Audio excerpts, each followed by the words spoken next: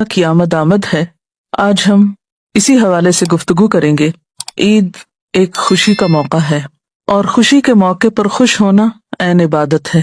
اللہ تعالیٰ نے انسان کی تخلیق کی اور وہی انسان کی ضروریات کو سب سے زیادہ سمجھتا ہے۔ انسان مختلف چیزوں کا مجموعہ ہے۔ انسانی زندگی کے کئی پہلو ہیں۔ انسان جہاں جسم رکھتا ہے وہاں اس کی روح، عقل اور اس کے جذبات بھی اس کی زندگی میں بہت اہمیت رکھتے ہیں۔ ایک معتدل زندگی، ایک خوبصورت زندگی وہی زندگی ہو سکتی ہے جس میں ان چاروں صورتوں اور ان چاروں پہلوؤں کے تقاضے پورے کیے جائیں۔ جہاں ہمیں اپنے جسم کی ضروریات کا خیال رکھنا ہوتا ہے وہاں روح کے بھی کچھ تقاضے ہیں۔ اسی طرح جہاں ہمیں اپنی عقل کو جلا بخشنی ہے، ایسے کام کرنے ہیں کہ جس سے عقل کی نشو و نما ہو سکے، عقل ترقی کر سکے، وہاں اس کے ساتھ ساتھ جذبات کی خوبصورتی کو بھی مد نظر رکھنا ہے اور اس پہلو کو بھی نظر انداز نہیں کرنا۔ ہمارے دین میں ان چاروں چیزوں کی رعایت رکھی گئی ہے اور ان چاروں کے بارے میں واضح ہدایات موجود ہیں۔ عید کا موقع اگرچہ ہمیں ایک بہت اہم واقعے کی یاد دلاتا ہے، یعنی خاص طور پر عید الاضحیٰ کا موقع، لیکن اس موقع پر خوشی منانا یعنی اللہ کے حضور قربانی کرنے کے ساتھ ساتھ خوشی کا اظہار کرنا یہ بھی ضروری ہے۔ ہمارے ہاں عموماً جب دین کے تقاضے پورے کیے جاتے ہیں یا کوئی عبادت کی جاتی ہے تو اس کے بعد ہم اس میں اتنا دور تک نکل جاتے ہیں کہ پھر ہمیں خوشی منانے کا وقت نہیں ملتا، یا خوشی کے موقع پر ہم بعض اوقات یہ کہہ کر کہ بہت بوریت ہو رہی ہے، عید بڑی بور ہوتی ہے، اس قسم کے الفاظ ادا کر کے ناشکری کرتے ہیں، اور یہ بات درست نہیں۔ اسلام ایک معتدل دین ہے، لہٰذا خوشی کے موقع پر خوشی منانا ایک طبعی تقاضا ہے، اور ہمارا دین ہماری فطری ضروریات کو بھرپور طریقے سے پورا کرتا ہے۔ خوشی کے موقع پر غیر مطلوب سنجیدگی، منہ بسورنا، مردہ دلی کا اظہار کرنا، افسردگی ظاہر کرنا یہ ناشکری ہے۔ اللہ تعالیٰ کی نعمت ملنے پر خوشی کا اظہار ضروری ہے، اور ہم دیکھتے ہیں کہ صحابہ کرام نے اپنی زندگی میں مختلف مواقع پر خوشی منائی۔ مثلاً حضرت کعب بن مالک کہتے ہیں کہ جب اللہ تعالیٰ نے میری توبہ قبول کی اور مجھے یہ خبر ملی یا خوشخبری ملی تو میں اللہ کے رسول صلی اللہ علیہ وسلم کی خدمت میں پہنچا، میں نے جا کر سلام کیا۔ آپ صلی اللہ علیہ وسلم کا چہرہ خوشی سے جگمگا رہا تھا، اور آپ صلی اللہ علیہ وسلم کو جب بھی کوئی خوشی حاصل ہوتی تو آپ کا چہرہ اس طرح چمکتا جیسے چاند کا ٹکڑا ہو، اور ہم آپ کے چہرے کو دیکھ کر پہچان جاتے، آپ کے چہرے کی چمک اور رونق دیکھ کر سمجھ جاتے کہ آپ اس وقت انتہائی خوش ہیں۔ تو اسی طرح تہوار کے موقع پر، خوشی کے موقع پر خوشی منانے کا اہتمام بھی کرنا چاہیے۔ مثلاً ہم دیکھتے ہیں کہ نبی صلی اللہ علیہ وسلم جب مدینہ تشریف لائے تو مدینہ کے لوگوں نے آپ کو بہت خوبصورت طریقے سے ویلکم کیا، بچیوں نے آپ کی آمد پر ترانے پڑھے، اور پھر اسی طرح آپ نے مدینہ میں آ کر، اگرچہ مدینہ کے حالات کچھ بہت اچھے نہیں تھے، ہر سال جنگ کا موقع آتا، معاشی حالات بھی مسلمانوں کے کچھ زیادہ بہتر نہیں تھے، لوگ اپنے گھر اور وطن کو چھوڑ کر آئے ہوئے تھے، لیکن ان سب چیزوں کے باوجود عید منانے کا اہتمام جاری رہا۔ آپ صلی اللہ علیہ وسلم جب مدینہ تشریف لائے تو آپ نے فرمایا، تم سال میں 2 دن خوشیاں مناتے تھے، اب اللہ تعالیٰ نے تم کو اس سے 2 بہتر دن عطا کیے ہیں، یعنی عید الفطر اور عید الاضحیٰ کے، لہٰذا ان دنوں کو، یعنی ان دنوں میں عید مناؤ اور خوشی کا اظہار کرو۔ اسی لیے آپ صلی اللہ علیہ وسلم نے ان دنوں میں روزہ رکھنے سے بھی منع فرمایا۔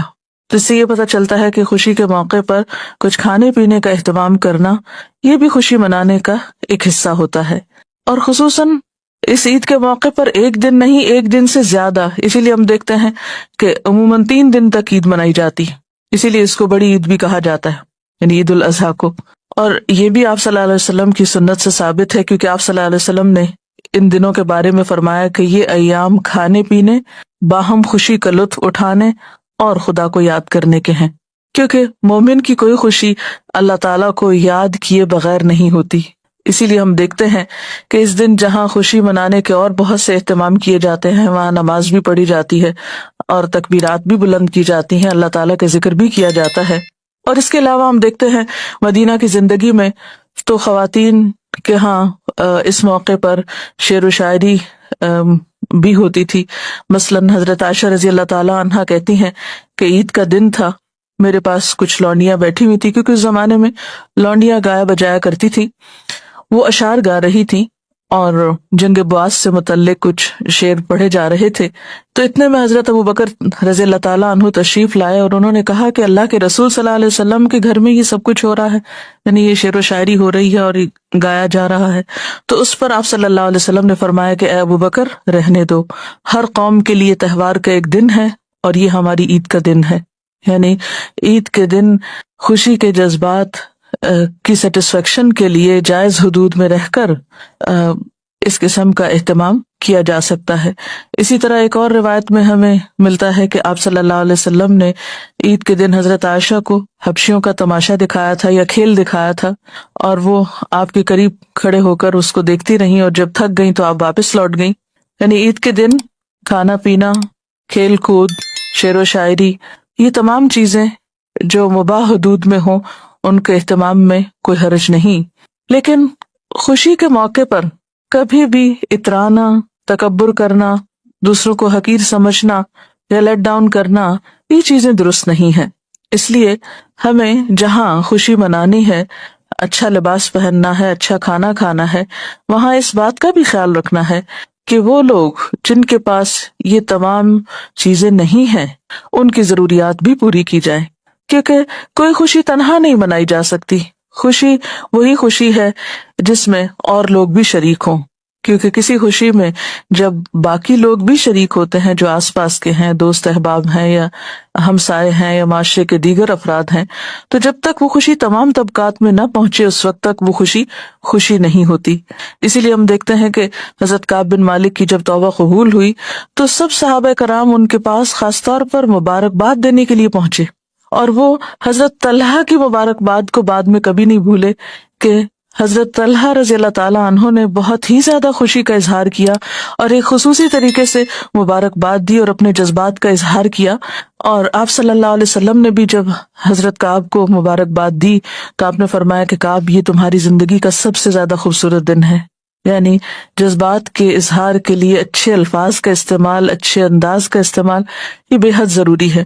اور مبارک کا جو لفظ ہے اس کا معنی بھی یہی ہے کہ اللہ تعالیٰ تمہیں اس نعمت میں مزید برکت دے، مزید خیر و عافیت اور بھلائی نصیب ہو. اب کچھ چیزیں اس حوالے سے کہ ہم پھر عید کے دن کیا کریں، سنت نبی صلی اللہ علیہ وسلم سے کیا کچھ ثابت ہے. پہلی بات تو یہ ہے کہ عید کے لیے تیاری عید سے پہلے ہی شروع ہو جائے گی. مثلاً اگر قربانی کرنا ہے تو اس کا اہتمام، پھر اسی طرح اگر قربانی نہیں بھی کر سکتے تو اس ریچول میں شرکت کے بال وغیرہ نہ کاٹے جائیں، نہ تراشے جائیں، نہ ناخن تراشے جائیں، جب ذو الحج کا چاند نظر آ جائے. پھر اسی طرح جب عید کا دن ہو تو صبح کے وقت غسل کر کے اچھا لباس پہننا، نئے کپڑے ہوں تو نئے پہنے جائیں، اگر نئے کسی کے پاس نہیں ہیں تو بھی دھلے ہوئے کپڑے پہننا جو ہے وہ ضروری ہے. ابن عباس بیان کرتے ہیں کہ رسول اللہ صلی اللہ علیہ وسلم عید الفطر اور عید الاضحیٰ کے دن غسل فرمایا کرتے تھے، یعنی خاص طور پر تیاری کیا کرتے. پھر اسی طرح ایک اور روایت میں حضرت جابر کہتے ہیں کہ آپ صلی اللہ علیہ وسلم عیدین اور جمعے کے موقع پر اپنی سرخ چادر پہنا کرتے تھے، یعنی خصوصی لباس کا اہتمام کرتے تھے. اسی طرح اس موقع پر خوشبو لگانا اور پھر اہتمام کے ساتھ عید پڑھنے کے لیے جانا یہ بھی ضروری ہے. عید کے دن عام طور پر جو کھانا کھاتے اس کے علاوہ اسپیشل کھانا تیار کرنا یا خود کھانا اور دوسروں کو کھلانا جو ہے یہ بھی ایک مسنون عمل ہے، لیکن اس میں تھوڑا سا فرق ہے. آپ صلی اللہ علیہ وسلم جب عید الفطر کے دن عید پڑھنے کے لیے جاتے تو کوئی میٹھی چیز کھا کر جاتے، مثلاً کھجور، اور اگر کھجوریں کھاتے تو طاق عدد میں مثلاً 1 یا 3 یا 5. اور عید الاضحیٰ کے دن آپ جانے کے وقت یعنی جاتے وقت تک کچھ نہیں کھاتے تھے، ایک طرح سے روزہ ہوتا تھا، اور نماز پڑھنے کے بعد واپس آ کر قربانی کرتے اور قربانی کی گوشت میں سے کھاتے. اب اگر کوئی شخص اتنا صبر کر سکے کہ واپس آ کے قربانی کرے اور پھر اس کو پکائے اور پھر کھائے تو بہت ہی اچھا ہے، لیکن اگر ایسا ممکن نہ ہو تو پھر انسان واپس آ کر عید کی نماز پڑھنے کے بعد کچھ بھی کھا سکتا ہے. پھر اسی طرح یہ ہے کہ آپ صحابیات کے بارے میں آتا ہے کہ وہ اپنے بچوں کو دودھ تک نہیں پلاتی تھی جب تک عید کی نماز ہو نہیں جاتی تھی، یعنی وہ ایک یہ اس سنت میں بچے بھی شریک ہوتے تھے. اللہ یہ کہ کوئی بچہ جو ہے وہ بالکل صبر نہ کرے، یا بیمار ہو تو کسی بیمار کو دوا کھانی ہو یا اور کوئی ضرورت ہو، ادروائز جو لوگ اہتمام کر سکیں وہ اس سنت کی پیروی کا اہتمام بھی کریں۔ پھر اسی طرح آپ صلی اللہ علیہ وسلم عیدگاہ پیدل جاتے تھے، اگر ممکن ہو تو اس سنت پر بھی عمل کیا جائے، اور اگر عیدگاہ بہت دور ہو تو سواری پر بھی جا سکتے ہیں، ایسی کوئی شدت نہیں ہے اس معاملے میں۔ اسی طرح خواتین کو عید کی نماز کے لیے نکلنے کے لیے کہا گیا، اور اس کے لیے آپ نے ان کو انکریج کیا۔ حضرت ام عطیہ بیان کرتی ہیں کہ رسول اللہ صلی اللہ علیہ وسلم نے حکم دیا کہ عید الفطر اور عید الاضحیٰ کے دن ہم چھوٹی بچیوں اور جوان لڑکیوں کو بھی عید کے لیے عیدگاہ کی طرف لے جائیں، حتیٰ کہ وہ عورتیں بھی جنہیں نماز نہ پڑھنی ہو۔ تو اس پر سوال کیا گیا کہ پھر وہ وہاں پر کیا کریں گی، تو آپ نے فرمایا کہ مسلمانوں کی دعا میں شریک ہوں اور مسلمانوں کی جمعیت کو دیکھیں، یعنی وہ لوگوں کا جو اکٹھا ہونا ہے اور لوگوں کی جو کثرت ہے، اور کثرت سے ایک جگہ مل کر جو عبادت کرنا ہے، اس کے اپنے فوائد ہیں، اور اس منظر میں ایک الگ ہی حسن ہے۔ اس کو جب تک دیکھا نہ جائے وہ جذبات پیدا نہیں ہوتے جو عید کے دن ایک خاص خوشی کے جذبات پیدا ہونے چاہیے، کیونکہ انسان جتنے زیادہ لوگوں سے ملتا ہے، ان کو دیکھتا ہے، اس کی کیفیت بدلتی ہے، اور تنہائی میں الگ گھر بیٹھا رہے، پڑا سویا رہے سستی کے مارے، تو اس سے وہ عید کی خوشی جو ہے وہ محسوس نہیں ہو سکتی۔ پھر اسی طرح حضرت عبداللہ بن عباس سے روایت ہے کہ رسول اللہ صلی اللہ علیہ وسلم عید کے دن اپنی ازواج مطہرات اور بیٹیوں کو عیدگاہ لے جاتے تھے، یہ ابن ماجہ کی روایت ہے۔ پھر اسی طرح عید کے دن تکبیریں پڑھنا، عیدگاہ جاتے وقت اور واپس آتے وقت اللہ اکبر لا الہ الا اللہ واللہ اکبر وللہ الحمد، اس کا اہتمام کرنا چاہیے۔ اس سلسلے میں ہم دیکھتے ہیں کہ نافع ابن عمر سے روایت کرتے ہیں کہ ابن عمر عید الاضحیٰ اور عید الفطر کے دن جب عیدگاہ کی طرف جاتے تو بلند آواز سے تکبیریں کہتے، یہاں تک کہ عیدگاہ پہنچ جاتے، اور پھر عیدگاہ پہنچ کر پھر تکبیریں کہتے، یہاں تک کہ نماز عید پڑھنے کے لیے امام صاحب نکل آتے، کیونکہ اس دن خاص طور پر اللہ کی بڑائی بیان کرنی چاہیے، کیونکہ ایک خوشی کا موقع ہے اور خدا کی یاد سب مل جل کر کرتے ہیں، اور اس یاد میں سب سے زیادہ اللہ کے نام کو بلند کرنا ہے۔ مرد حضرات بلند آواز سے تکبیریں کہیں گے، لیکن خواتین جو ہیں وہ دل میں تکبیریں پڑھ سکتی ہیں۔ اسی طرح عید کے موقع پر رشتہ داروں کے ہاں ملاقات کے لیے جانا، ان کو اپنے ہاں مدعو کرنا، ہمسایوں کا خیال رکھنا، ضرورت مندوں کا خیال رکھنا، یہ سب بھی اس دن ضروری ہے۔ اور ایک اور اہم بات یہ کہ خوشی کے موقع پر پھر اللہ کو یاد رکھنا، یعنی نمازوں کے اوقات کی پابندی کرنا اور خوشی میں حدوں کو نہ توڑنا، یہ بھی بے حد ضروری، کیونکہ بعض اوقات جب ہم جذبات میں آتے ہیں، خوش ہونے لگتے ہیں تو حدود پار کر جاتے ہیں، غمگین ہوتے ہیں تو حد پار کر جاتے ہیں، بالکل ڈپریشن میں چلے جاتے ہیں، غصے میں آتے ہیں تو حدود پار کر جاتے ہیں۔ ایک اچھی زندگی کی علامت یہ کہ وہ معتدل زندگی ہوتی ہے، جس میں جذبات بھی اعتدال کے ساتھ ہوتے ہیں، غم، غصہ، خوف، نفرت، محبت، یہ سب چیزیں انسان کی زندگی میں اس کے ساتھ ساتھ ہیں، لیکن کوئی بھی چیز اسی وقت بہترین ہو سکتی ہے جب اس کے اندر اعتدال ہو۔ بہرحال عید کا دن ایک خوشی کا دن ہے، اور اس دن خوشی منانا عبادت ہے۔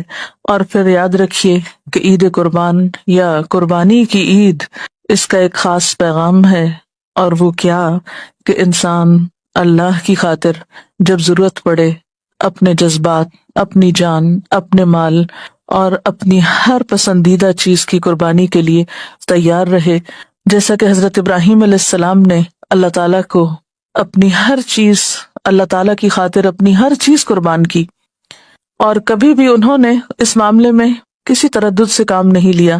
اسی لیے قرآن پاک میں حضرت ابراہیم علیہ السلام کے بارے میں آتا ہے اذ قال له ربه اسلم قال اسلمت لرب العالمین، جب اس کے رب نے اس سے کہا کہ تم اپنا آپ میرے حوالے کر دو، تو اس نے کہا اسلمت لرب العالمین، میں نے رب العالمین کے حوالے کر دیا اپنے آپ کو، اپنی ہر چیز کو۔ کیوں؟ اس لیے کہ سب کچھ دیا ہوا جو رب کا ہے، جب دیا ہوا اس کا ہے تو اس کے نام پر دینا اور اس کی خاطر دینا اور اس کی رضا حاصل کرنے کے لیے، اس کا قرب پانے کے لیے، تو اس میں پھر انسان کو مشکل نہیں ہونی چاہیے، کیونکہ اللہ کی محبت ہمارے دل میں ہر چیز کی محبت سے زیادہ ہونی چاہیے۔ ایمان کی پہچان اور علامت بھی یہی ہے، والذین آمنوا اشد حبا للہ، ایمان والے اللہ کی محبت میں سب سے زیادہ شدید ہوتے ہیں، تو جس سے محبت کا ہم دعویٰ کرتے ہیں تو پھر اس محبت کے اظہار کے لیے قربانی بھی ضروری ہے، کیونکہ ہر محبت ایک ثبوت مانگتی ہے، اور پھر وہ ثبوت قربانی سے بڑھ کر اور کیا ہو سکتا ہے۔ جی ہاں، آپ نے درست فرمایا کہ ہمارے ہاں عام طور پر یہ سمجھا جاتا ہے کہ خوشی منانا اسی وقت ممکن ہوتا ہے جب انسان بہت اچھل کود کرے، بہت شور ہنگامہ کرے یا ہلا گلا کرے، اور اگر وہ نہیں تو شاید خوشی ہی نہیں۔ اس میں آپ دیکھیے کہ ہر چیز میں اعتدال ضروری ہے۔ اسلام یہ نہیں کہتا کہ اگر آپ خوش بھی ہیں اور آپ کے جذبات بھی تو بالکل آپ چپ کر کے سنجیدہ ہو کے بیٹھ جائیں، نہیں، آپ خوشی کا اظہار کریں، آپ ہنس سکتے ہیں، آپ کھیل کود کر سکتے ہیں، جیسے میں نے ابھی بتایا آپ کو کہ حضرت عائشہ رضی اللہ تعالیٰ عنہا کو آپ نے حبشیوں کا تماشا دکھایا، وہ اچھل کود ہی کر رہے تھے، کھیل رہے تھے، لیکن ایک حد کے اندر۔ تو کوئی ایسی چیز جو حد سے باہر ہو وہ دراصل دوسروں کے لیے نقصان دہ ہو جاتی ہے، تو اس سے ہمیں منع کیا گیا ہے، اور اس معاملے میں دونوں انتہاؤں سے بچنے کی ضرورت ہے، یعنی نہ تو غیر مطلوب اور ناپسندیدہ قسم کی سنجیدگی ہو، اور نہ ہی غیر مطلوب قسم کی ایکٹیویٹی ہو کہ جس سے دوسروں کا چین آرام جو ہے وہ حرام ہو جائے۔ بعض اوقات کیا ہوتا ہے کہ ساری ساری رات لوگ ایسے کاموں میں مشغول رہتے ہیں کہ ان کے پڑوسی سو نہیں سکتے، اس طرح کا گانا بجانا ہوتا ہے کہ پورا محلہ جو ہے وہ اس کی زد میں آتا ہے اور ان کے لیے ایک پریشانی کھڑی ہو جاتی۔ تو ایسی خوشی، کیا خوشی کہ آپ تو خوشی منا رہے ہیں اور باقی آپ کے قرب و جوار میں جو لوگ سو رہے ہیں وہ سو نہیں پا رہے، جو پڑھ رہے ہیں وہ پڑھ نہیں پا رہے، کوئی بیمار ہے تو وہ آرام نہیں کر پا رہا۔ تو ان چیزوں سے بھی پرہیز کرنا جو ہے وہ ضروری ہے۔ پھر اسی طرح ہم دیکھتے ہیں کہ اسلام میں خوشی کے موقع پر تکبر سے اور اترانے سے بہت منع کیا گیا ہے، تو اس لیے اعتدال بے حد ضروری۔ جی، اور کوئی چیز؟ عید کے موقع پر کچھ چیزیں ایسی ہیں کہ جو ہمارے کلچر کا حصہ ہے، مثلاً عیدی کا لین دین ہے، یا پھر خصوصی طور پر عید کے دن میل ملاقات کے لیے جانا۔ تو جہاں تک میل ملاقات کا تعلق ہے تو یہ ایک پسندیدہ چیز ہے۔ عید کے موقع پر چھٹی بھی ہوتی ہے، سب لوگ خصوصی طور پر اس کے لیے تیار ہوتے ہیں کہ ایک دوسرے سے ملاقات کی جائے، اور پہلے بھی عرض کیا کہ جو خوشی مل جل کر منائی جا سکتی ہے وہ تنہا نہیں منائی جا سکتی، اس لیے خصوصی اہتمام ہوتا ہے عید کے موقع پر ملاقاتوں کا، تو اس میں حرج کوئی نہیں ہے، ایک پسندیدہ امر ہے۔ اور رشتہ داروں کے علاوہ دوستوں سے ملاقات کے لیے جانا، اور پھر خصوصاً ان لوگوں سے ملاقات کے لیے جن سے انسان اللہ کی خاطر محبت کرتا ہو۔ نماز عیدین، عید کی وجہ تسمیہ، عید کو عید کیوں کہا جاتا ہے؟ عید کو عید اس لیے کہتے ہیں کہ وہ ہر سال بار بار آتی ہے، عاد یعود عود سے عید، اور اس لیے کہ وہ خوشی اور مسرت لاتی۔ جب بندے روزہ رکھ کر اور حج ادا کر کے اللہ کی اطاعت بجا لاتے ہیں تو اللہ اس دن کے ذریعے سے اپنے بندوں پر احسان کرتا ہے، یعنی ان کو خوش کر دیتا ہے۔ نماز عید کی مشروعیت قرآن مجید میں آتا فَصَلِّ لِرَبِّكَ وَانْحَرْ، بس اپنے رب کے لیے نماز ادا کیجیے اور قربانی کیجیے۔ ابن قدامہ نے المغنی میں کہا ہے اور تفسیر میں مشہور ہے کہ اس سے مراد نماز عید ہے، یعنی یہ جو فَصَلِّ لِرَبِّكَ کی جو آیت ہے اور وَانْحَرْ اس کے بعد قربانی، تو یہ عید قربان ہی کی طرف اس میں اشارہ ہے۔ قرآن مجید میں بھی آتا ہے قد افلح من تزکا وذکر اسم ربہ فصلی، بے شک وہ کامیاب ہو گیا جو پاک ہو گیا اور اس نے اپنے رب کا نام یاد کیا پس نماز پڑھی۔ ٹھیک ہے، تزکا، تزکیہ کیسے ہوتا ہے؟ روزے رکھ کے اور حج وغیرہ کر کے پاک ہو گیا اور اس میں اللہ کا نام خوب لیا، اور پھر دونوں عبادات کے آخر میں نماز پڑھی۔ اللہ نے اپنے اس فرمان فصل لربک وانحر میں نماز کو قربانی سے پہلے بیان کیا ہے، اور اسی طرح اس فرمان قد افلح من تزکا میں طہارت کو نماز سے پہلے بیان کیا ہے۔ تو سنت یہ ہوئی کہ عید الفطر میں صدقہ نماز سے پہلے نکالنا چاہیے، یعنی صدقہ فطر، اور عید النحر میں جانوروں کی قربانی جو صدقہ ہے وہ بعد میں کرنی چاہیے۔ نماز عید فرض عین ہے۔ شیخ ابن عثیمین کہتے ہیں میں سمجھتا ہوں کہ نماز عید فرض عین ہے اور مردوں کے لیے اسے ترک کرنا جائز نہیں، بلکہ ان پر عید کی نماز کے لیے حاضر ہونا لازم ہے، کیونکہ نبی صلی اللہ علیہ وسلم نے اس کا حکم دیا ہے، بلکہ بالغ اور پردہ نشین عورتوں کو بھی عید کی نماز کے لیے نکلنے کا حکم دیا گیا ہے۔ حائضہ عورتوں کو بھی حکم دیا کہ نماز کے لیے نکلیں لیکن عیدگاہ سے الگ رہیں، یعنی مصلی پہ نہ آئیں، الگ بیٹھیں اور دعا میں شریک ہو جائے۔ تو یہ سب باتیں اس بات کی دلیل ہیں کہ عید کی نماز کی بہت تاکید ہے۔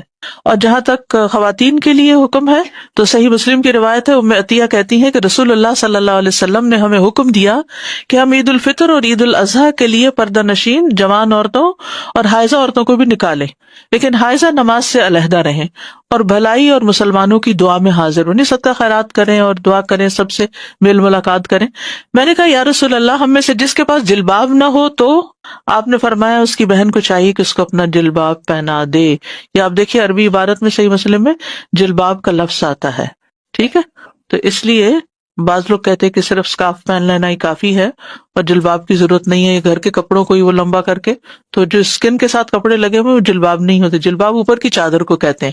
تو وہ چادر کھلی ہو یا اس چادر کو آپ کسی بھی طرح سی لیں، جیسے جلباب کے گاؤن وغیرہ جس طرح آپ سیتے ہیں، اور خصوصاً اگر آپ نے زینت والا لباس پہنا ہوا ہے جیسے عید پہ پہنتے ہیں تو پھر تو اور بھی ضروری ہو جاتا ہے۔ عید کے دن کی اہمیت اور فضیلت، انس رضی اللہ عنہ کہتے ہیں کہ رسول اللہ صلی اللہ علیہ وسلم مدینہ تشریف لائے اور ان لوگوں کے ہاں 2 دن تھے جن میں وہ کھیلتے تھے۔ تو آپ نے پوچھا یہ 2 دن کیا ہیں؟ انہوں نے کہا ہم دور جاہلیت میں ان دنوں میں کھیل کود کیا کرتے تھے، یعنی ہمارا ایک فیسٹیول ہوتا تھا۔ تو رسول اللہ صلی اللہ علیہ وسلم نے فرمایا بے شک اللہ نے تمہیں ان کے بدلے ان سے بہتر دن دیے ہیں، اضحیٰ قربانی کا دن اور فطر کا دن یعنی عید الفطر، اور یہ اللہ کے نزدیک افضل ایام میں سے ہیں اور ان میں اللہ کی بڑائی بیان کرنے کا حکم ہے۔ وَلِتُكْمِلُوا الْعِدَّةَ وَلِتُكَبِّرُوا اللَّهَ عَلَى مَا هَدَاكُمْ۔ آپ صلی اللہ علیہ وسلم جب عید فطر کے دن اپنے گھر سے نکلتے تو تکبیر کہتے یہاں تک کہ نماز کی جگہ پر پہنچ جاتے۔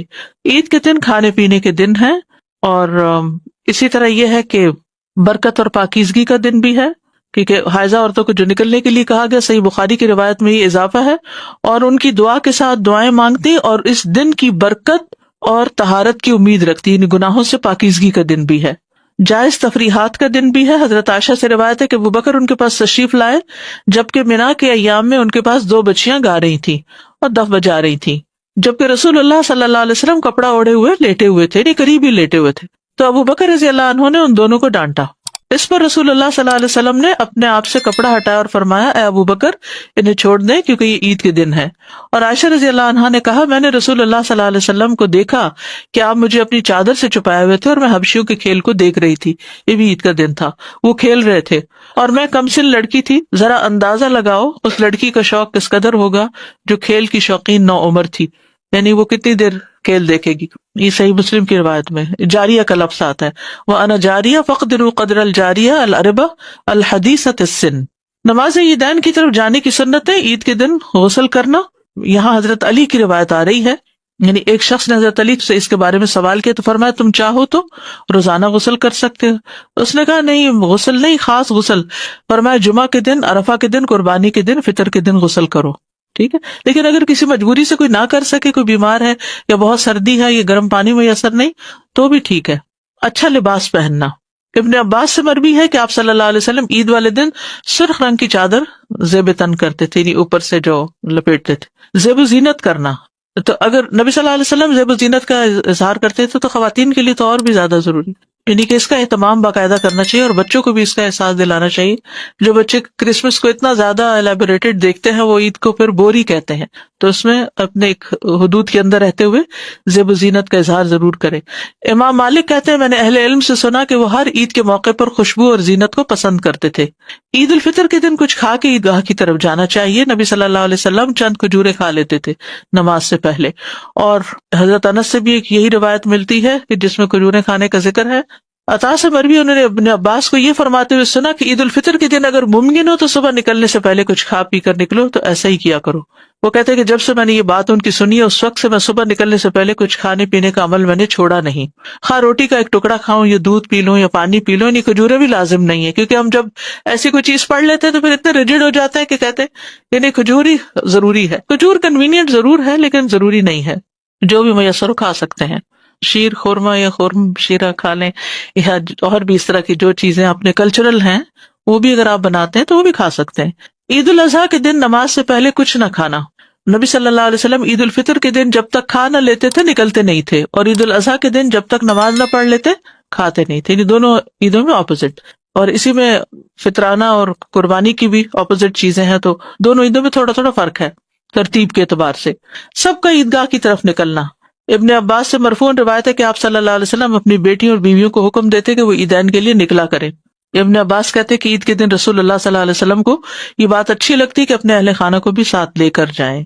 اور پھر عبداللہ بن رواحہ انصاری کی بہن رسول اللہ صلی اللہ علیہ وسلم سے روایت کرتی ہیں، آپ نے فرمایا عیدین کے لیے ہر اس عورت پر نکلنا فرض ہے جو کمر باندھتی ہو، یعنی بالغ ہو، منسز آ گئے ہوں اس کو، بچوں کو عیدگاہ لے جانا.